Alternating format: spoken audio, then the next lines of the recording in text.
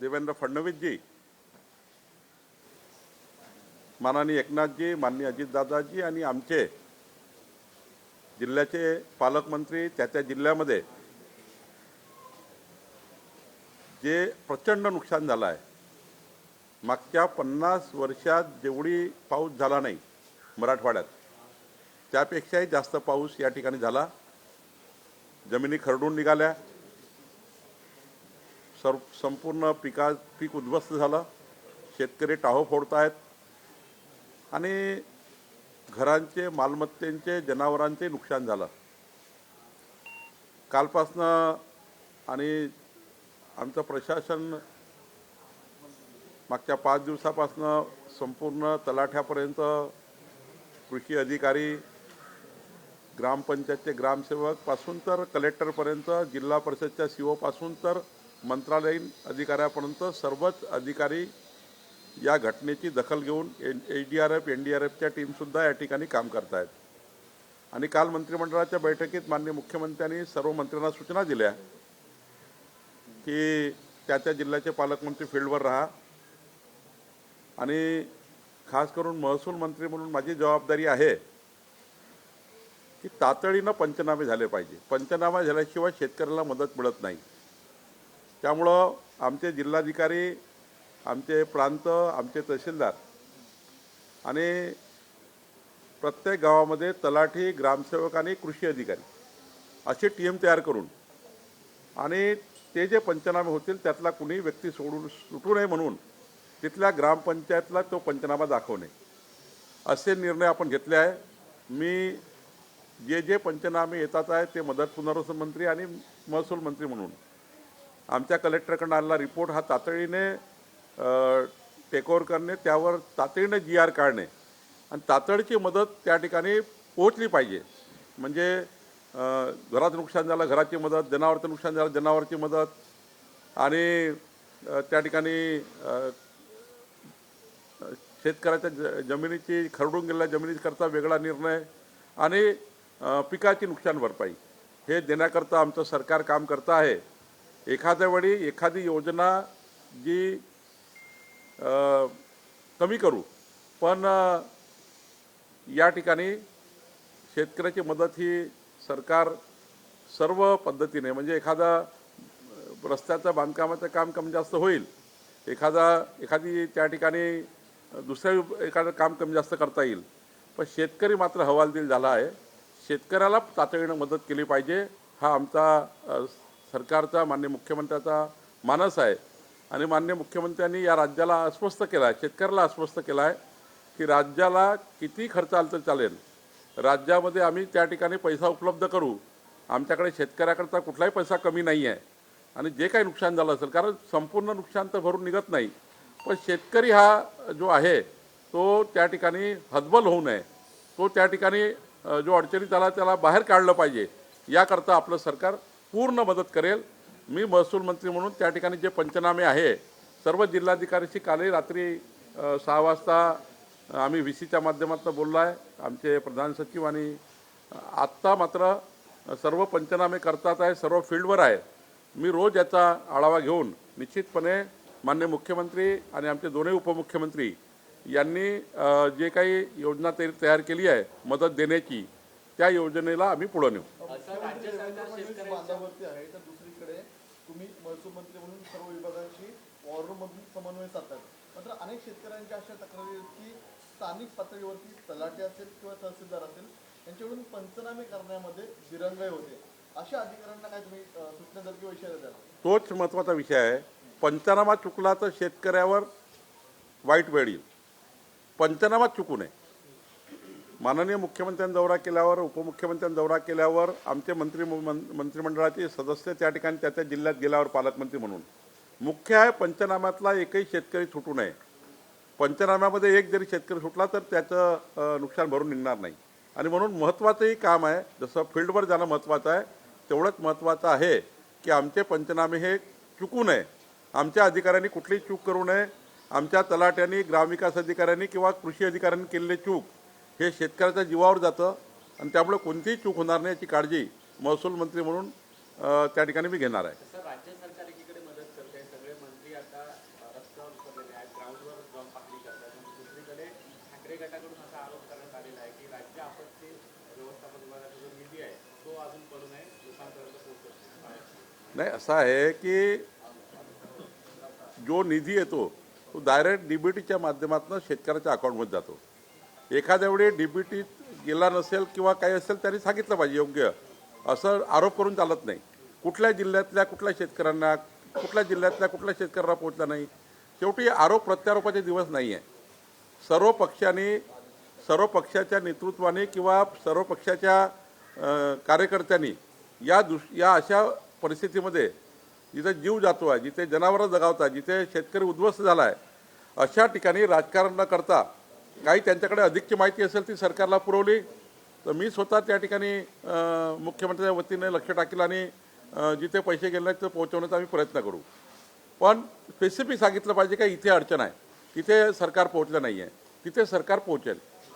एकीकडे एकनाथ शिंदे धाराशिवमध्ये मदतीसाठी पोहोचलेत, मात्र हे मदतीसाठी पोहोचले असताना त्यांच्या पाकिटवरती जे मदत दिली जाते त्यावरती जाहिरात करण्यात आलेली आहे. विरोधकांचा असा आरोप आहे की तुम्ही मदत करायला जाताय की तुम्ही जाहिरातबाजी करताय.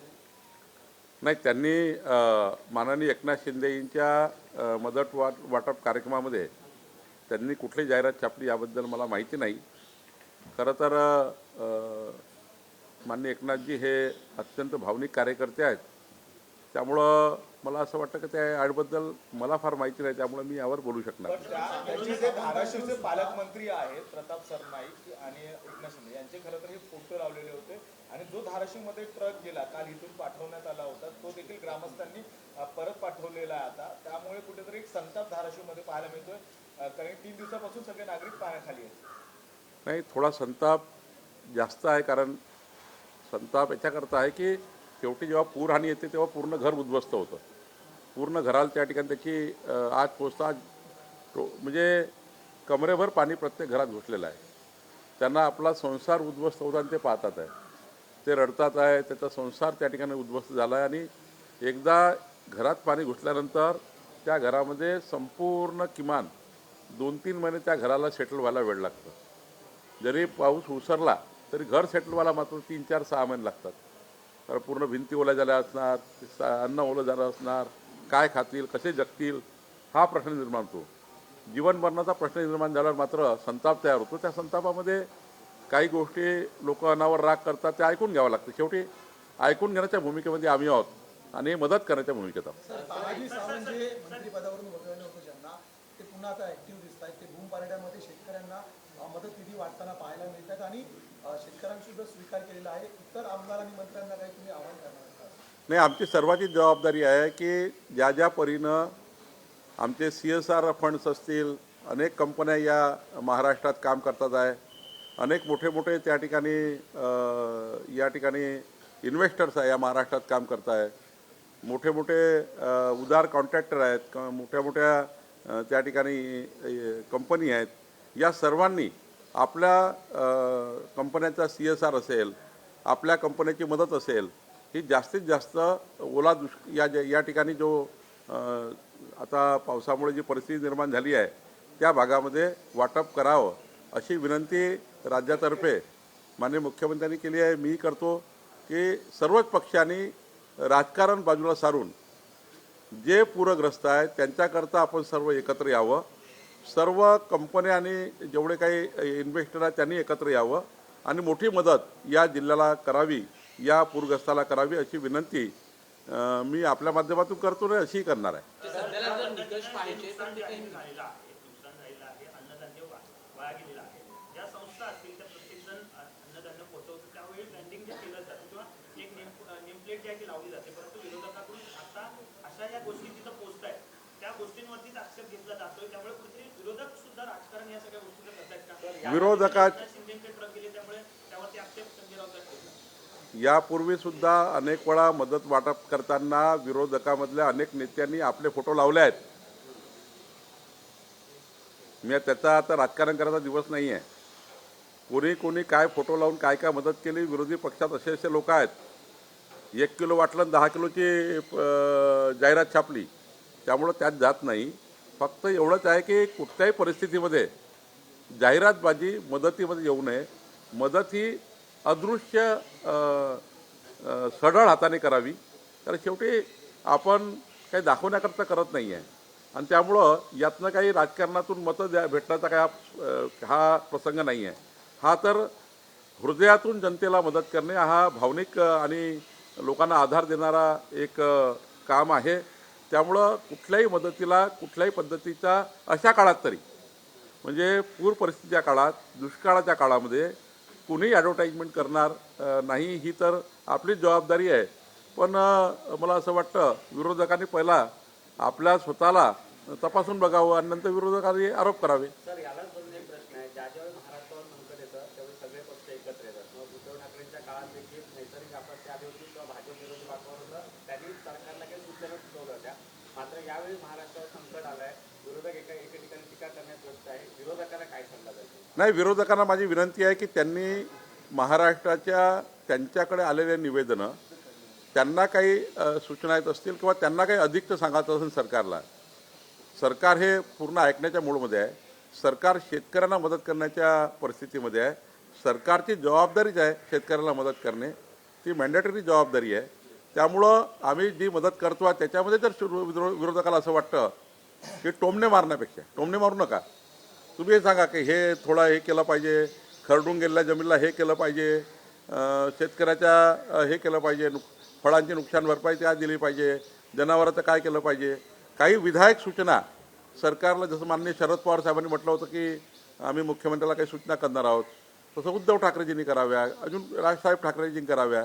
सर्वांना अधिकार आहे बोलण्याचा आणि आमचं सरकारमधून ऐकण्याचा अधिकार आहे, आमचं सरकारमधून निर्णय घ्यायचा अधिकार आहे.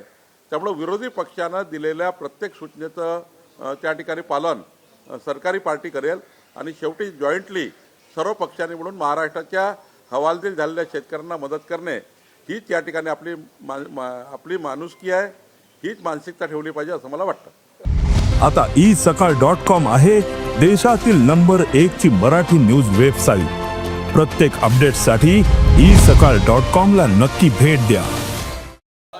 सध्याला आपल्याला पाहायला मिळतं आहे, तर त्याच्यामध्ये कुठेतरी विरोधकांकडनं देखील राजकारण करण्यात येत आहे की जे मार्चमध्ये निकष होते ते बदलवण्यात आलेले होते. अशा ते निकष कुठेतरी आता बदलण्यात येईल का? जे मदतीचे निकष आहेत त्यामध्ये काही फेरबदल होताना दिसते? काही निर्णय हे माननीय मुख्यमंत्री उपमुख्यमंत्री जे फील्डवर आहे, फील्डची परिस्थिती घेऊन काही निर्णय करण्याचा सरकारचा मानस असतो. माननीय मुख्यमंत्री उपमुख्यमंत्री फील्डवर आल्यानंतर आणि मी सुद्धा आज दिवसभर हे जे काही पंचनामे आहेत त्या पंचनाम्यावर काम करून जी काही नुकसानीची परिस्थिती आहे त्याच्या आधारावर माननीय मुख्यमंत्री आल्यावर आणि उपमुख्यमंत्री दोघेही बसल्यावर काय योग्य निर्णय करतील, येणारे मंत्रिमंडळाची बैठक आहे तेव्हा चर्चा होईलच. प्रामुख्याने एनडीआरएफचे जे निकष आहे त्यामध्ये निवडणुकीच्या अगोदर 40,000 रुपये हेक्टरी 3 हेक्टरला दिले जात होते, ते कुठेतरी आता फक्त 17,000वर आलेले आहेत असा एक आरोप होताना पाहायला मिळतो. आणि त्यामुळे कुठेतरी हे निकष बदलण्यात यावे अशी प्रामुख्याने मागणी आहे ती विरोधकांकडून. तेच मी सांगितलं की माननीय मुख्यमंत्री फील्डवर आहे, उपमुख्यमंत्री फील्डवर आहे हे आणि मंत्री महोदय फील्डवर आहे, त्या जिल्ह्याचे पालकमंत्री फील्डवर आहे. हे आल्यानंतर मंगळवारच्या बैठकीमध्ये जे काही चर्चा होईल त्या चर्चेमध्ये माननीय मुख्यमंत्री दोन्ही उपमुख्यमंत्री बसून या ठिकाणी काय योग्य मदत करतात. शेवटी त्याची ग्रॅव्हिटी जी आहे, फील्डवरची ग्रॅव्हिटी आहे, त्या फील्डवरच्या ग्रॅव्हिटीवर निश्चितपणे काही ना काही चांगला निर्णय माननीय मुख्यमंत्री करतील. देखिए कि महाराष्ट्र के जो मराठवाड़ा खासकर पश्चिम महाराष्ट्र में सोलापुर कोल्हापुर इस साइड में और विदर्भा के चंद्रपुर में थोड़ा ये साइड में, तो कम से कम आधा महाराष्ट्र जो है ये फ्लड के अंडर आया हुआ है. 3 दिन से बारिश थम नहीं रही है और अभी तो 2-3 दिन के लिए और येलो अलर्ट दिया हुआ है. तो प्रशासन पूरा अलर्ट मोड पर है. माननीय मुख्यमंत्री जी देवेंद्र फडणवीस जी, हमारे अजित पवार जी, एकनाथ शिंदे जी फील्ड पर है, हमारे उस जिले के पालक मंत्री फील्ड पर है. जहाँ तक मेरी बात है तो मैं यहाँ पर जितना भी नुकसान हुआ उसका जो जॉइंट सर्वे करवाना और हमारे जो लोकल लेवल के ऑफिसर्स है कोई भी गलती ना करे, कोई भी किसान का नाम ना छूटे, कोई भी घर का नाम ना छूटे, जो नुकसान हुआ है उसको सरकार की नज़र में लाए. एक भी व्यक्ति का नुकसान हुआ तो वो भी हम इसमें इंक्लूड करेंगे.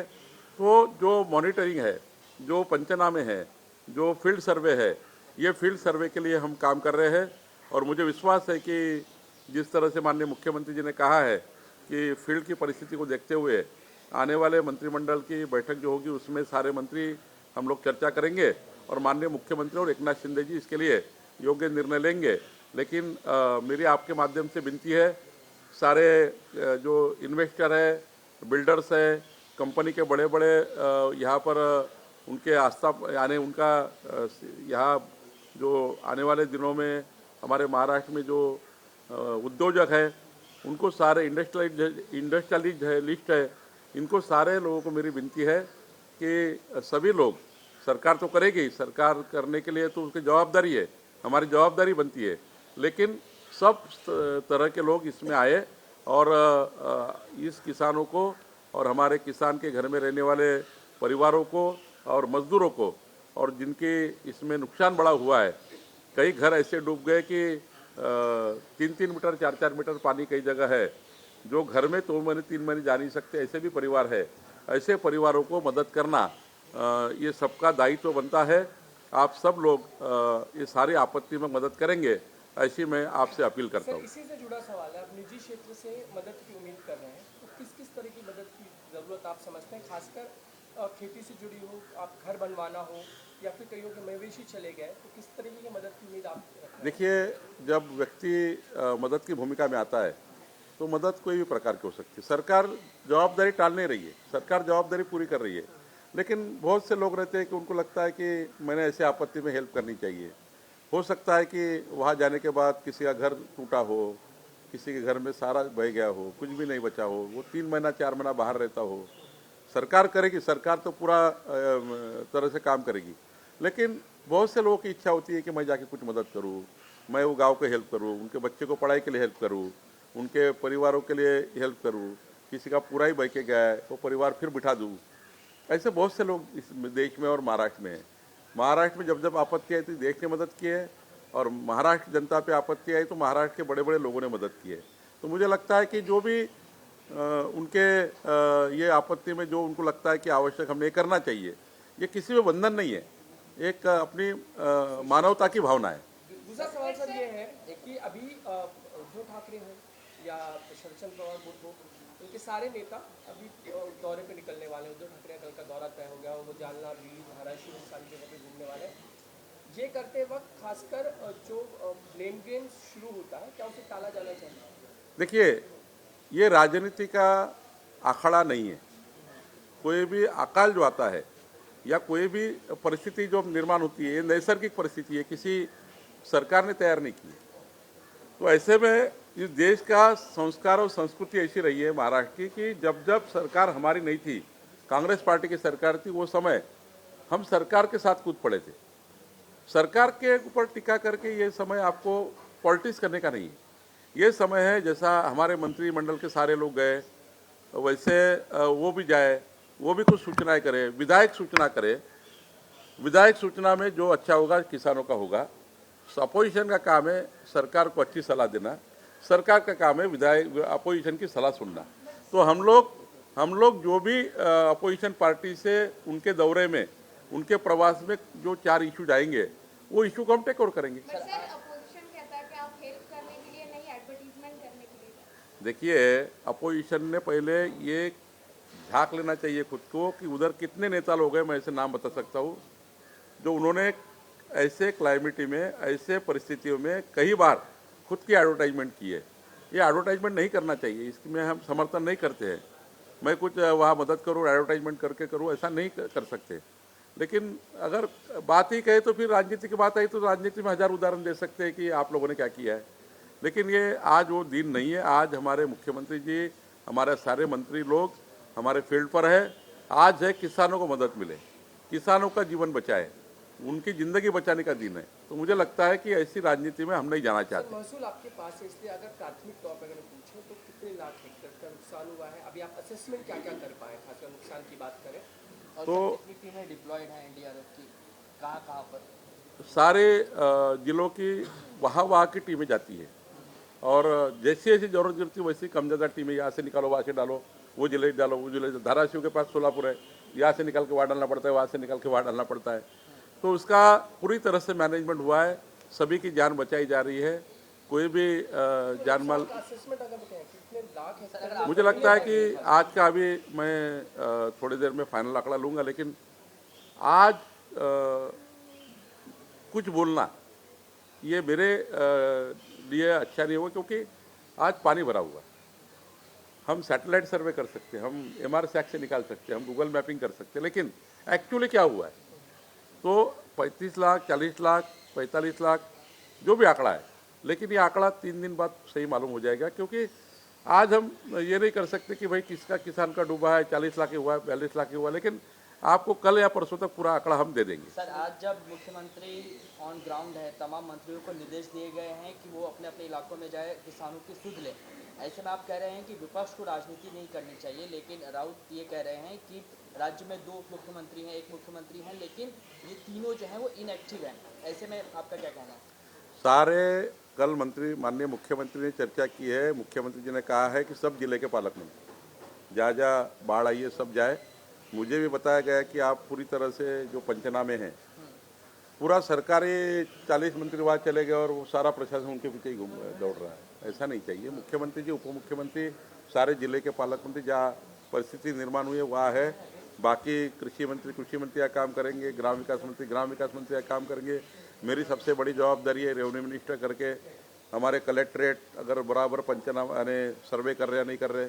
आखिरी जो सर्वे होता है वो हमारा जो तलाठी होता है, जो रेवेन्यू का सबसे छोटा ऑफिसर होता है, उसके बाद तहसीलदार होते हैं। ये सारे लोगों ने, एक भी व्यक्ति को नहीं छूटना चाहिए पंचनामा में। एक व्यक्ति भी छूटा तो बड़ी आपत्ति आएगी। तो हम ये मॉनिटर करते हैं, हमारा आपत्ति व्यवस्थापन मॉनिटर करता है, हमारा रेवेन्यू डिपार्टमेंट मॉनिटर करता है, और मदद जो हमारा जो पुनर्वसन विभाग है जो लोगों को हेल्प देता है, उसके लिए ये मॉनिटरिंग करना भी महत्वपूर्ण है। नहीं तो पंचनामे जल्दी नहीं आएंगे। जो अब सर्वे हुआ है वो अगर जल्दी नहीं पहुंचा, किसानों को मदद कैसी मिलेगी? कितना जानवर गए हैं, कितना नुकसान हुआ है, ये सारा सरकार की मॉनिटरिंग सिस्टम पे मॉनिटर करना भी आवश्यक है। उसका मॉनिटरिंग करने का जवाबदारी मेरी भी है, मदद पुनर्वसन मंत्री की है, आपत्ति व्यवस्थापन मंत्री की है। तीनों मंत्री मिलाकर जो सरकार माननीय मुख्यमंत्री जी को हम प्रेजेंटेशन करते हैं कि ये है फाइनल इसका कैलकुलेशन आया है, तो हम निश्चित रूप से एक भी व्यक्ति नहीं छूटेगा जिसका नुकसान हुआ है, और हमारे सर्वे में 100% व्यक्ति आना चाहिए। यह काम की जवाबदारी भी महत्वपूर्ण है। केंद्र से कुछ बातचीत हो पाई? केंद्र से कुछ पूछा गया इस वक्त? माननीय मुख्यमंत्री जी दौरे के आने के बाद, उसके पहले भी रोज ही बात होती है। आखिरी केंद्र सरकार का भी बहुत इसमें मॉनिटरिंग होता है। जब हम कोई भी आपत्ति आती है तो केंद्र के आपत्ति व्यवस्थापन से भी इसका मॉनिटरिंग होता है।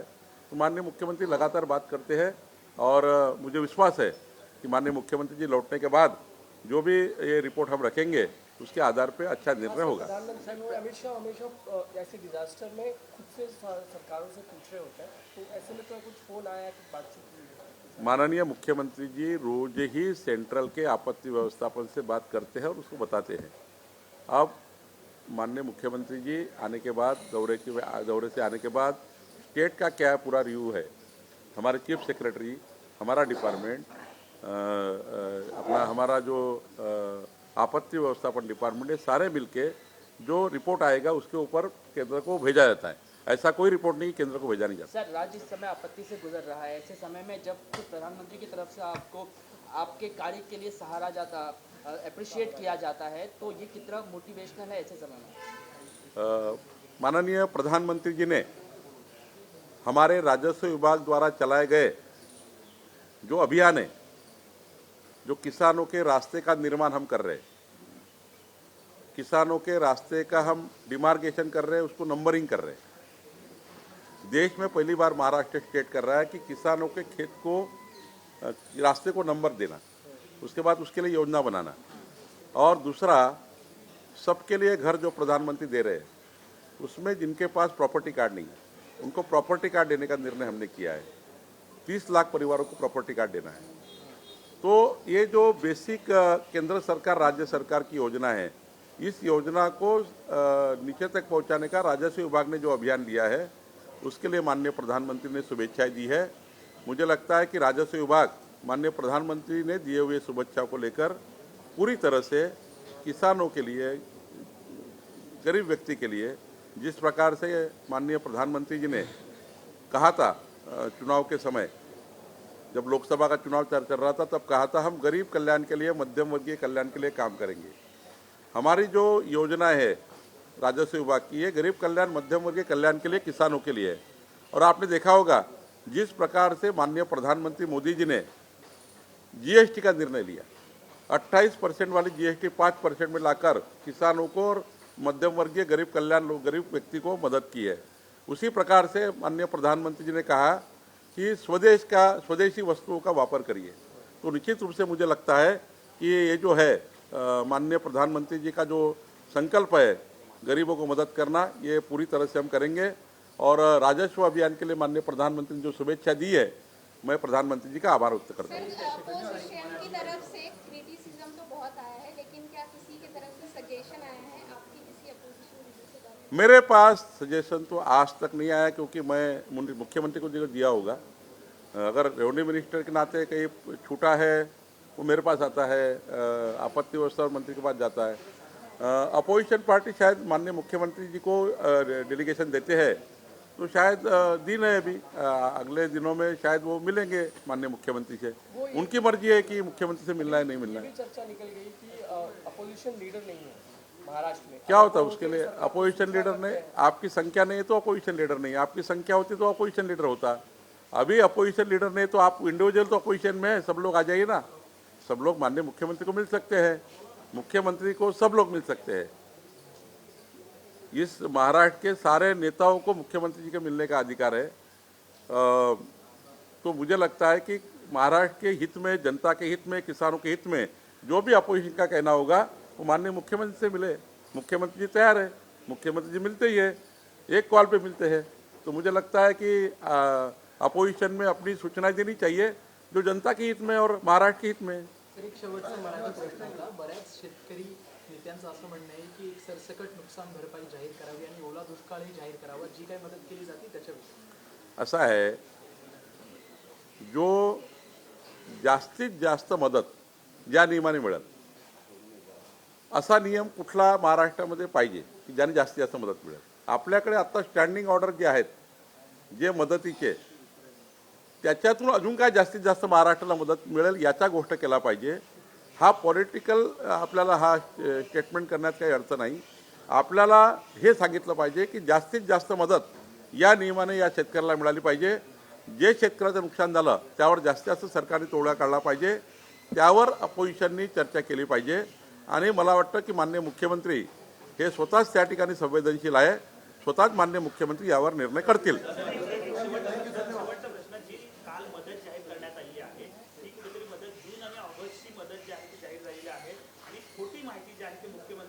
शेतकऱ्यांना देत आहेत असं ट्विट जे आहे ते रोहित पवारांनी आता केलंय आणि कुठेतरी सरकार शेतकऱ्यांना फसवतंय असं त्यांचं म्हणणं आहे। एक परत समजून घेतलं पाहिजे, जून जुलै ऑगस्टचा पंचनामा जो येतो तो एक महिन्याने येतो। आज पंचनामे झाले, आज ते अपलोड करतील, ते कलेक्टरकडे येतील। समजा तलाठ्याने केला, 3 लोक करतात, तलाठी, ग्रामसेवक आणि कृषी अधिकारी, मग ते तालुका अधिकाऱ्याकडे येतं, तालुका अधिकाऱ्यांनी कलेक्टरेटकडे, कलेक्टरेटकडनं कमिशनरेटच्या माध्यमातून गव्हर्नमेंटकडे येतं।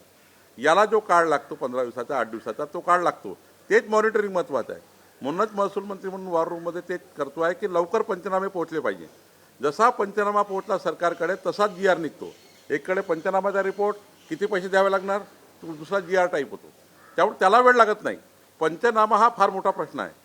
पंचनामा हा आणि सॅटेलाईटचा पंचनामा चालत नाही, घर टू घर पंचनामा करावा लागतो, विलेज टू विलेज पंचनामा करावा लागतो। याची जमीन त्यात गेली नाही पाहिजे, त्याची जमीन त्यात जाऊ नये, हाही पंचनामा करावा लागतो। त्यामुळं नुकसान भरपाईच्या क्रायटेरिया जो आहे त्यामध्ये प्रत्येक इंडिव्हिज्युअल पंचनामा म्हटलेला आहे। त्यामुळे इंडिव्हिज्युअल पंचनामा करायचं तर एका गावात 100 लोक राहतात, तर 100 पंचनामे करावे लागतात। असं सरसकट करता येत नाही की हे गावाच्या नावाने एवढा देऊन टाका। त्यामुळं किती नुकसान झालं, काय पीक होतं, कसं पीक होतं, काय परिस्थिती आहे, सडून गेली की नाही, पूर्ण उडालं की नाही, तर हे सर्व करावं लागतं। त्यामुळे सरकारी व्यवस्थेमध्ये सरकारचा पैसा येताना सरकारी नियमाप्रमाणे पंचनामे करावे लागतात। त्यामुळे इंडिव्हिज्युअल पंचनामे करण्याकरता थोडा वेळ लागतो, म्हणून थोडे एकाच महिना त्यात वेळ जातो। नाहीतर सरकार पैशाकरता रेडी आहे, सरकारजवळ 0 मायनसमध्ये पैसे राहतात। पटकन रिलीज होतात मदत पुनर्वसनचे पैसे. या राज्यामध्ये मदत पुनर्वसनचा पैसा तात्काळ रिलीज होतो, फक्त पंचनामा लावावा लागतो. या राज्याची फसवणूक कोणी केव्हा केव्हा केली आहे त्याचं योग्य वेळी उत्तर देऊ.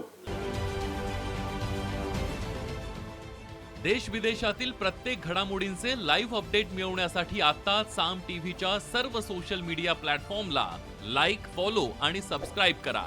तसंच सर्व नोटिफिकेशनसाठी बेल आयकॉन प्रेस करायला विसरू नका.